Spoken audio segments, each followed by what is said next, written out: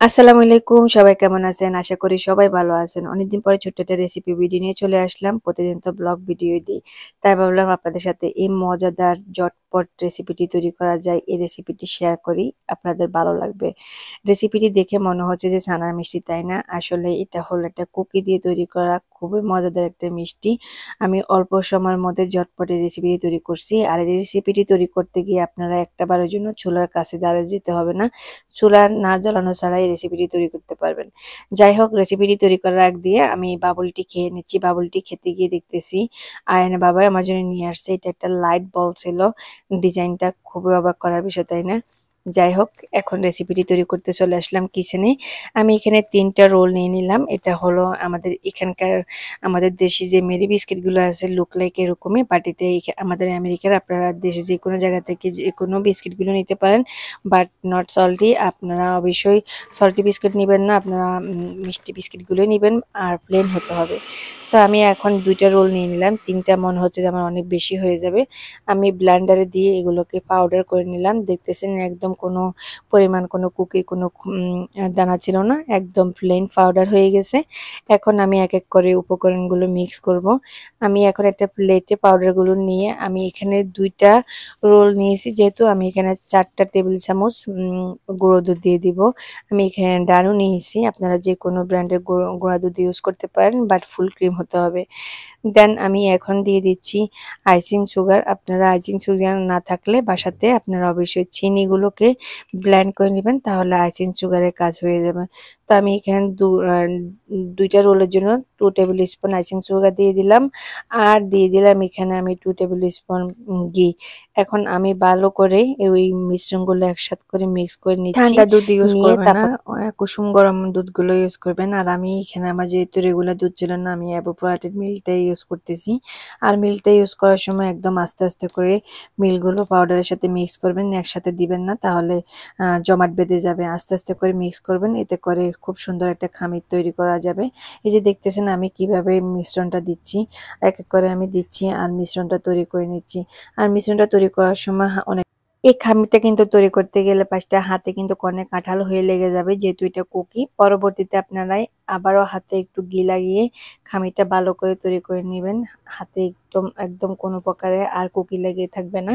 আমরা যেরকম পরোটার খামিরটা তৈরি করে লাইক এরকমই। তো একটা সাইডে আমি কুকির খামিরটা রেখে দিলাম কিছুক্ষণ রেস্টের জন্য।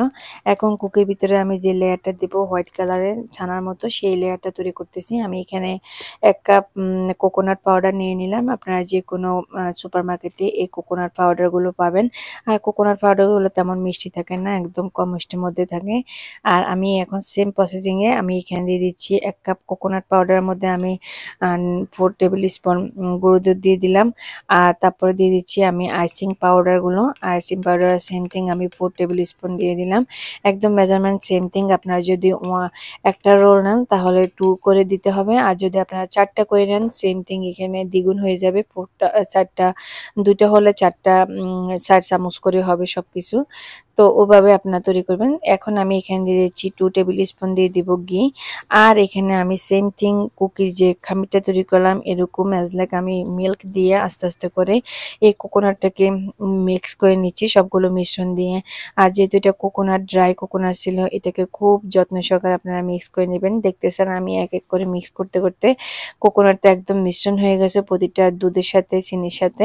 And এখন আমি কি করছি, আবারও কিন্তু আমি এটাকে হাত দিয়ে ভালো করে মিক্স করতেছি। কোকোনাটটা যেহেতু ড্রাই, এটাকে ভালো করে ময়ান করতে হবে।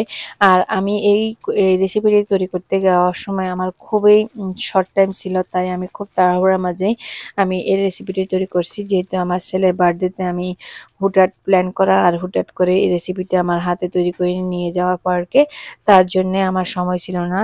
আপনারা অবশ্যই এই রেসিপিটি তৈরি করতে গেলে একটু সময় নিয়ে করবেন, কারণ যেহেতু এই রেসিপিটা তৈরি করার পর 2 থেকে 3 ঘন্টা ফ্রিজে রেখে দিতে হয়, তাহলে এই দোনোটা মিশ্রণ খুব সুন্দর করে লেয়ার আকারে বসে যায়।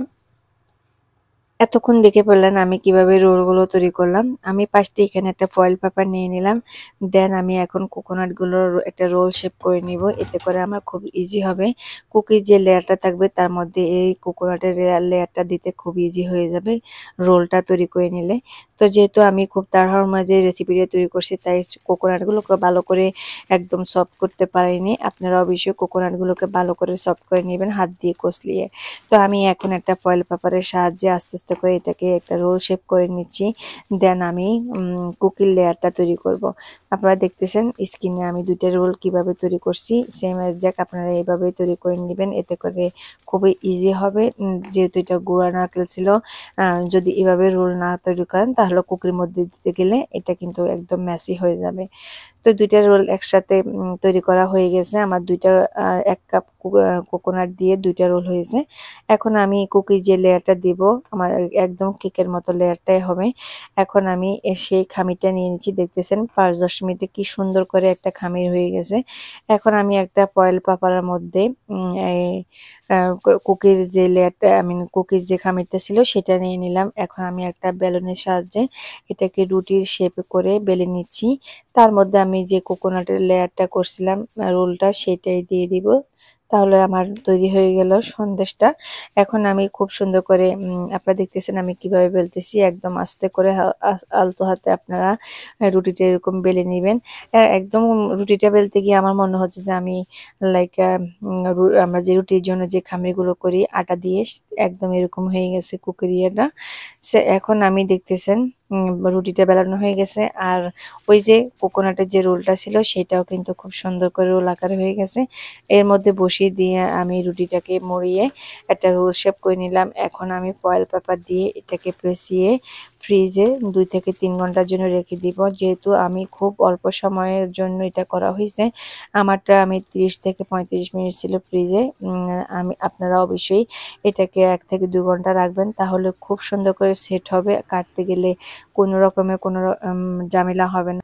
এই যে 35 মিনিট পরে ব্যাক আসলাম। এখন দেখতেছেন আমার কুকির সন্দেশের কেমন রূপ হয়েছে 35 মিনিটে। খুবই অল্প সময়ের মধ্যে ভালোই মাশাআল্লাহ খুব সুন্দর করে জমে গেছে। বিলিভ করেন আমি পার্কে সবার জন্য নিয়ে গেছি, সবাই এত প্রশংসা করছে, কেউ বিশ্বাস করে না যে আমি এটা কুকি দিয়ে তৈরি করছি। এত মজা হয়েছে, এত মজা হয়েছে।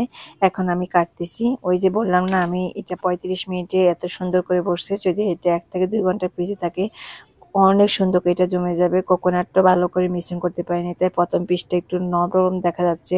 পরের পিসগুলো খুব সুন্দর করে আমার সেট হয়ে গেছে। আর এই যে আমার সবগুলো সন্দেশ কুকির সন্দেশ খুবই মজাদার। অবশ্যই আপনারা ট্রাই করবেন। আর রেসিপিটি ভালো লাগলে আমার পেজটি ফলো করে দিবেন, লাইক কমেন্ট শেয়ার করতে একদম ভুলবেন না। আল্লাহ হাফেজ, আসসালামু আলাইকুম।